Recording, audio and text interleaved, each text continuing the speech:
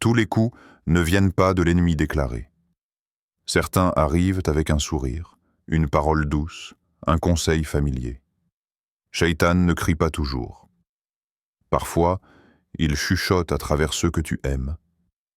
Le croyant lucide ne juge pas les visages, il pèse les paroles, car la foi ne se protège pas par l'émotion, mais par le discernement. Allah n'a jamais laissé le cœur humain sans règle ni direction.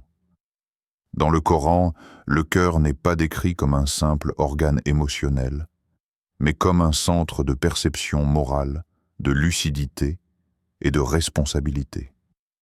Il voit, il s'aveugle, il s'adoucit ou se durcit. Et surtout, il penche toujours, il n'existe pas d'état neutre. Le cœur avance vers Allah ou s'en éloigne, même lorsque l'homme prétend rester immobile. Allah dit clairement que la sérénité du cœur n'est pas liée aux circonstances extérieures, ni à la douceur de la vie, ni à l'approbation des proches. Elle est liée à un seul acte intérieur, le rappel. En vérité, c'est dans le rappel d'Allah que les cœurs trouvent la quiétude. Sourate Ar-Ra'd 28. Ce verset ne décrit pas une option spirituelle, mais une loi. Tout cœur privé de dhikr cherchera une compensation ailleurs. Dans la parole des gens, dans leur validation, dans le confort du péché justifié, dans la normalisation de ce qu'Allah a blâmé. Et plus le rappel disparaît, plus le cœur devient vulnérable aux influences, même les plus familières. Le Coran insiste sur un point fondamental. Le cœur est façonné par ce qu'il écoute. Allah met en garde contre ceux qui parlent avec éloquence mais dont la parole ne mène pas vers lui. La beauté d'un discours, la douceur d'un conseil ou la proximité affective n'ont jamais été des critères de vérité dans le livre d'Allah. Ce qui rapproche du rappel est lumière. Ce qui en éloigne est obscurité, même s'il est enveloppé de bienveillance apparente. Allah décrit ce phénomène lorsqu'il parle de cœurs qui comprennent, et d'autres qui entendent sans saisir. Ils ont des cœurs avec lesquels ils ne comprennent pas. Sourate Al-A'raf 179. Cela signifie que le problème n'est pas l'absence de message, mais l'état intérieur qui le reçoit. Un cœur nourri par le dhikr reconnaît immédiatement ce qui affaiblit la foi, même lorsque cela vient d'un proche. Un cœur négligent, lui, justifie, minimise, excuse, jusqu'à confondre la miséricorde avec la complaisance. Quand une parole t'éloigne du rappel d'Allah, ce n'est pas un détail psychologique. C'est un signal spirituel. Quand elle diminue ta pudeur, elle touche directement à ce que le prophète, que la paix et le salut d'Allah soient sur lui, a décrit comme une branche de la foi. Quand elle justifie le péché, elle entre en collision frontale avec la fonction même du Coran. Distinguer le vrai du faux, le pur de l'altéré. Allah ne cache jamais cette réalité. Il annonce clairement que la vérité sera éprouvante pour le nafs. Allah veut vous éclairer, tandis que ceux qui suivent les passions veulent que vous vous écartiez grandement. Sourate An-Nisa 27. Le Coran ne cherche pas à rassurer l'ego. Il cherche à sauver le cœur. C'est pour cela que la révélation n'a jamais promis la facilité émotionnelle, mais la rectitude. La lumière n'est pas toujours agréable aux yeux habitués à l'obscurité. Elle dérange, elle expose, elle force à choisir. Et ce choix n'est pas théorique. Il se manifeste dans ce que tu acceptes d'entendre, de répéter, de tolérer. Allah avertit aussi contre la lente dégradation du cœur par la négligence. Puis leurs cœurs se sont endurcis après cela. Sourate Al-Baqarah 74. L'endurcissement ne vient pas soudainement. Il commence par une parole banalisée, un conseil qui relativise, une phrase qui apaise la conscience sans réparer l'âme. Et lorsque le dhikr se fait rare, le cœur devient un terrain fertile pour toute influence qui ne porte pas le nom d'Allah. Le Coran agit alors comme un critère intérieur. Il ne te demande pas qui parle. Il te demande vers quoi cette parole te mène-t-elle? Vers plus de rappel ou plus d'oubli? Vers plus de pudeur ou plus de compromis? Vers Allah ou vers le confort du nafs? C'est ainsi qu'Allah éduque le croyant, non par l'attachement aux formes, mais par la lucidité du cœur vivant. Le combat le plus difficile n'est pas celui qui éclate au grand jour. Ce n'est pas l'opposition frontale, ni l'hostilité déclarée. Le danger le plus subtil est celui qui s'installe doucement, sans bruit, jusqu'à devenir normal. Le mal qui ne choque plus. La parole qui ne fait plus réagir. Le péché qui trouve toujours une excuse. Le nafs ne cherche pas toujours à te faire chuter brutalement. Il préfère t'endormir. Il commence par te convaincre que ce n'est pas si grave, que tout le monde fait ainsi, que le contexte excuse, que l'intention suffit. Et lorsque cette logique est répétée par un ami, un proche, quelqu'un que tu respectes ou que tu aimes, le danger devient plus profond, car le cœur écoute plus facilement ceux avec qui il partage un lien. Un ami qui banalise ce qu'Allah a rendu grave ne se présente jamais comme un ennemi. Il parle de compréhension, d'adaptation, de sagesse humaine. Un proche qui t'encourage à te taire quand Allah t'appelle à la droiture ne dira pas qu'il rejette la vérité. Il dira qu'il faut éviter les problèmes, préserver l'harmonie, ne pas être trop strict. Et le nafs applaudit, car il déteste le conflit intérieur plus que le péché lui-même. C'est ici que commence le véritable combat. Non pas contre les autres, mais contre cette voix intérieure qui préfère la paix apparente à la vérité. Le prophète, que la paix et le salut d'Allah soient sur lui, a redéfini la force humaine de manière radicale. Le fort n'est pas celui qui terrasse les gens, mais celui qui se maîtrise lorsqu'il est en colère. Sahih Bukhari, Sahih Muslim. Ce hadith ne parle pas uniquement de colère visible. Il parle de cette tension intérieure, lorsque le nafs est irrité par la vérité, lorsque l'ego se sent menacé, remis en question, exposé. Se maîtriser, à cet instant, ce n'est pas se taire par lâcheté, ni exploser par orgueil. C'est refuser que le nafs prenne le commandement. La maîtrise de soi commence souvent par un silence lourd, un silence face à une parole fausse que tu refuses de valider. Un silence qui coûte, parce qu'il te prive de l'approbation immédiate. Mais ce silence-là n'est pas une fuite. C'est une discipline. Et parfois, la maîtrise de soi exige exactement l'inverse. Le courage de parler quand se taire serait une trahison intérieure. Dire une vérité calme mais ferme. Refuser de rire d'une chose qui éloigne d'Allah. Ne pas participer à la normalisation du mal, même au prix de l'inconfort relationnel. Le nafs déteste l'inconfort. Il préfère 1000 compromis à une seule rupture intérieure. Il préfère une foi silencieuse et invisible à une foi qui dérange. C'est pour cela que le combat contre lui est constant, invisible, épuisant. Il ne se gagne pas une fois, mais chaque jour. Chaque fois que tu choisis la facilité au détriment de la droiture, le nafs gagne du terrain. Chaque fois que tu choisis la droiture malgré le malaise, il recule. Ce combat ne se voit pas dans les regards, mais il s'inscrit profondément dans le cœur. Le prophète, que la paix et le salut d'Allah soient sur lui, n'a jamais promis que ce chemin serait confortable. Il a montré que la vraie noblesse est intérieure. Une noblesse qui ne dépend pas de l'opinion des gens, mais de la fidélité à Allah quand personne n'applaudit. C'est ici que la question devient inévitable, intime, dérangeante. As-tu dompté ton ego ou est-ce celui qui te domine? Car le nafs dominé obéit à Allah même lorsqu'il est contrarié. Le nafs dominant, lui, trouve toujours une justification religieuse ou sociale pour se préserver. Et entre ces deux états, il n'y a pas de zone neutre, seulement des choix répétés, souvent silencieux, toujours déterminants. Les pieux prédécesseurs ne craignaient pas seulement l'ennemi extérieur. Ils redoutaient ce qui se glisse sans bruit dans le cœur, ce qui prend la forme du bien tout en portant les graines de la corruption intérieure. Leur lucidité venait d'une compréhension profonde de l'âme humaine. Ce qui détruit le plus sûrement la foi n'est pas toujours ce qui l'attaque ouvertement, mais ce qui l'endort progressivement. Umar ibn al-Khattab radiyallahu anhu incarnait cette vigilance.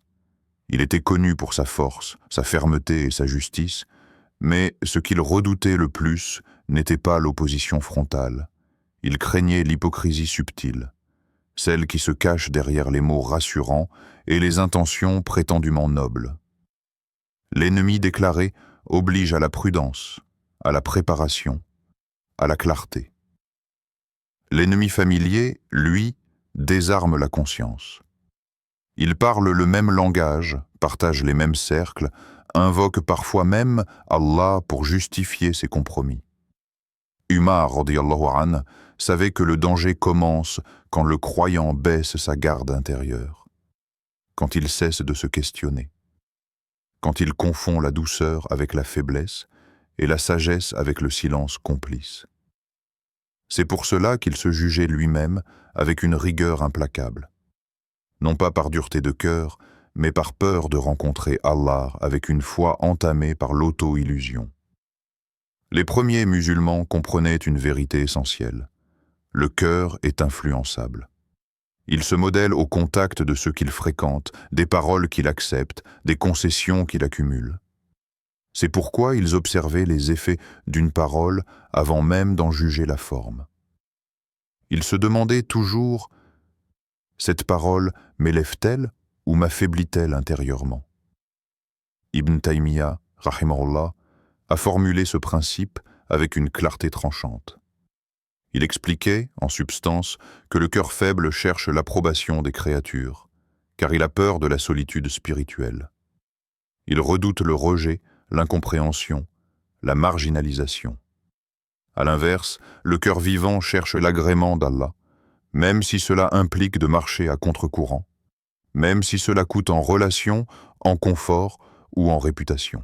Ce n'est pas une posture héroïque, c'est un état intérieur. Le cœur vivant n'est pas insensible, mais il est hiérarchisé. Allah est au sommet de ses priorités, et tout le reste vient après. Al-Hassan al-Basri, rahimahullah, disait que le croyant vit entre deux peurs. Ses péchés passés, qu'il ne sait pas s'ils ont été acceptés dans le repentir, et sa fin, qu'il ne sait pas comment elle sera scellée. Cette conscience permanente empêchait les pieux prédécesseurs de se reposer sur leur statut, leur science ou leur entourage. Ils savaient que le danger le plus grave est celui qui se pare des habits de la normalité. Quand le faux devient habituel, quand la vérité devient excessive, quand la piété est perçue comme une rigidité inutile. C'est ainsi que les cœurs se retournent sans que les corps ne bougent. C'est ainsi que l'homme peut prier, parler d'Allah, fréquenter les croyants, tout en affaiblissant progressivement son engagement intérieur.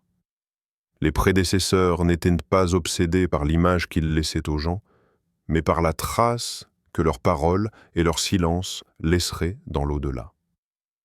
Chaque mot prononcé était pesé. Chaque silence était interrogé, non pas par anxiété maladive, mais par lucidité face au jour où tout sera exposé. Cette question résonnait constamment dans leur cœur, comme une balance invisible mais implacable. Que restera-t-il de tes paroles au jour du jugement? Car ce jour-là, les intentions cachées seront dévoilées, les compromis justifiés tomberont, et seules subsisteront les paroles dites pour Allah, ou les silences gardés par fidélité à lui. Les grands savants de l'islam n'ont jamais considéré la parole comme un acte léger. Pour eux, parler n'était pas simplement émettre un son ou partager une opinion, mais planter quelque chose dans le monde invisible. Une parole ne disparaît jamais vraiment.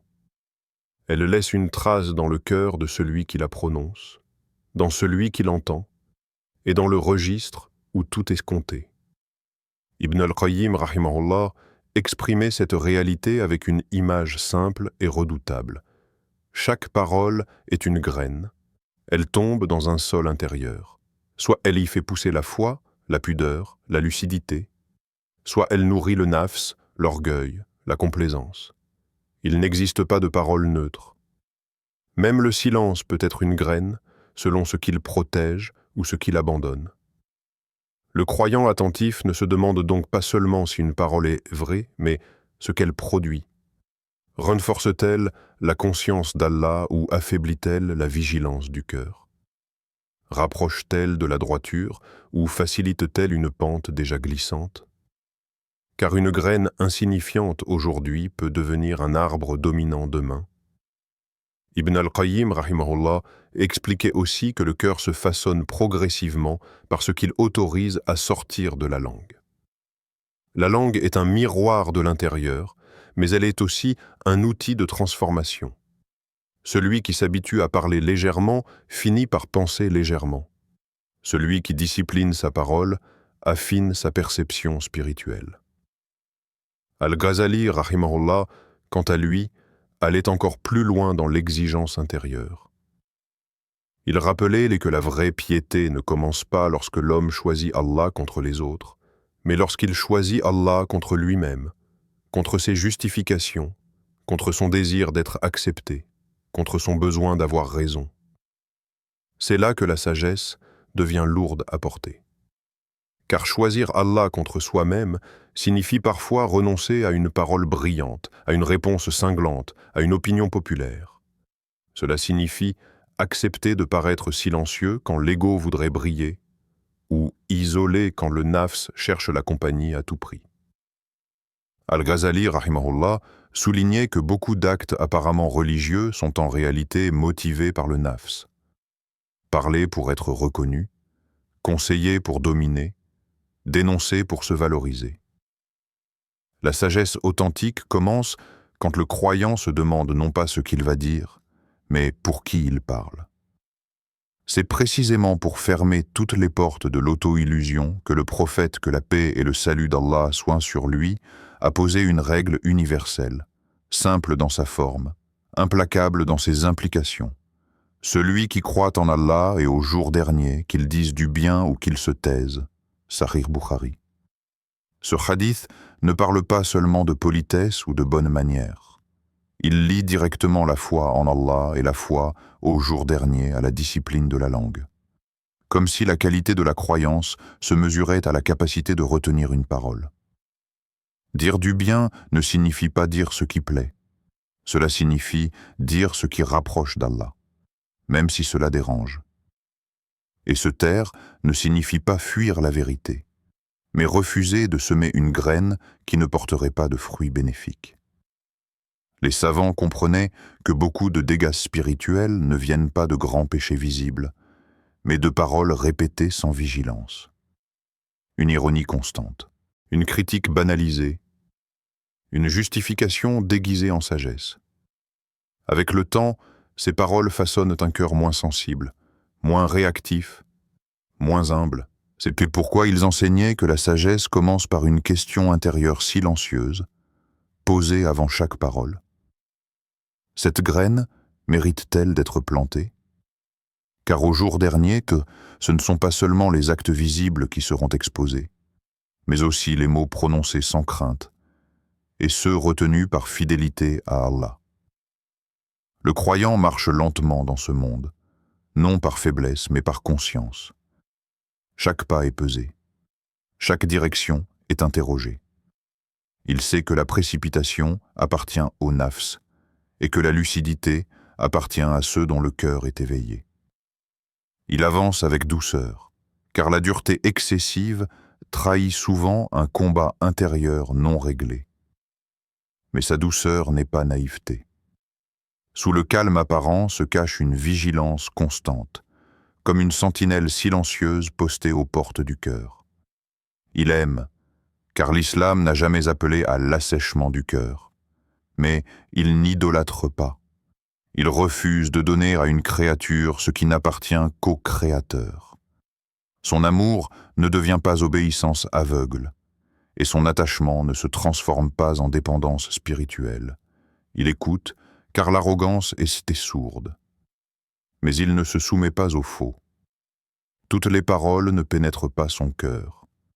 Certaines restent à la surface, observées, évaluées, puis laissées derrière. Car il a appris que tout ce qui est dit avec assurance n'est pas forcément dit avec vérité. Il respecte, car le respect est une marque de noblesse. Mais il ne vend pas sa foi, ni pour la paix sociale, ni pour l'approbation familiale, ni pour l'illusion de l'harmonie. Sa foi n'est pas une monnaie d'échange, mais un dépôt sacré confié par Allah. Le croyant lucide sait que la dunya parle fort. Elle promet la facilité, la reconnaissance immédiate, la sécurité émotionnelle. Mais il a appris à distinguer le bruit du sens. Ce qui brille n'est pas toujours ce qui éclaire. Quand les voix se multiplient autour de lui, il se tourne vers le silence intérieur. Quand les conseils deviennent confus, il revient à l'essentiel. Il n'a pas besoin de tout comprendre pour obéir, ni de tout contrôler pour avoir confiance. Car sa confiance n'est pas placée dans la stabilité du monde, mais dans la constance d'Allah. Quiconque place sa confiance en Allah, il lui suffira. Sourate At-Talaq 3. Ce verset n'est pas une promesse de confort, mais une garantie de suffisance. Allah ne dit pas que le chemin sera simple, il dit qu'il sera suffisant. Suffisant pour tenir, suffisant pour résister, suffisant pour ne pas se perdre. Le croyant lucide comprend cela. Il ne cherche pas à être porté, mais à être soutenu. Il accepte parfois de marcher seul, car il sait que la solitude avec Allah vaut mieux que la compagnie qui éloigne de lui. Son cœur reste attentif aux signes. Un malaise intérieur n'est jamais ignoré. Une perte de paix n'est jamais banalisée. Il sait que lorsque la quiétude disparaît, c'est souvent un rappel discret, un appel à revenir, à corriger, à purifier. Il ne se vante pas de sa vigilance. Il la cultive dans le secret. Car la lucidité n'a pas besoin de témoins, seulement de sincérité. Ainsi, le croyant traverse la vie sans se dissoudre en elle. Il est présent sans être absorbé, engagé sans être prisonnier, attaché sans être enchaîné. Son regard reste tourné vers l'horizon invisible, là où les promesses d'Allah ne déçoivent jamais, et où la confiance placée en lui ne se transforme jamais en regret.